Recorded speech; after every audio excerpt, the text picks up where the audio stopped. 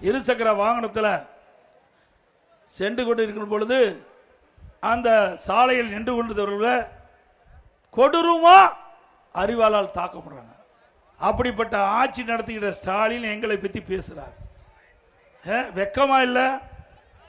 அது மட்டும் இல்ல, கோவில் காவலாளி அஜித் குமார் அவர் மீது ஒரு திருட்டு குற்றச்சாட்டை சுமத்தி பொய் வழக்கு போட்டு விசாரணை என்ற பெயரில் படுகொலை செய்யப்பட்டுகிறீங்களே, இதுதான் ரத்தக்கரை படிந்த கை திரு ஸ்டாலினுடைய கை.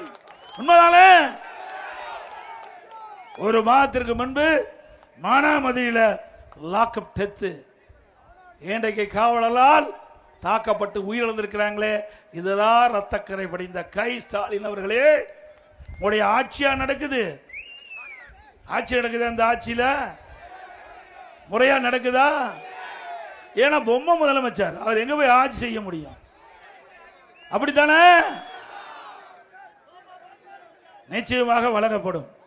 ஆக ஸ்டாலின் வேண்டுமென்றே திட்டமிட்டு அனைத்து இந்திய அண்ணா திராவிட முன்னேற்ற கழகத்தை பற்றியும் என்னை பற்றியும் அவதூறாக பேசிக் கொண்டிருக்கின்றார். அதற்கு தகுந்த பதிலடி உடனுக்குடன் கொடுக்கின்ற கட்சி அதிமுக கட்சி. ஸ்டாலின் அவர்களே,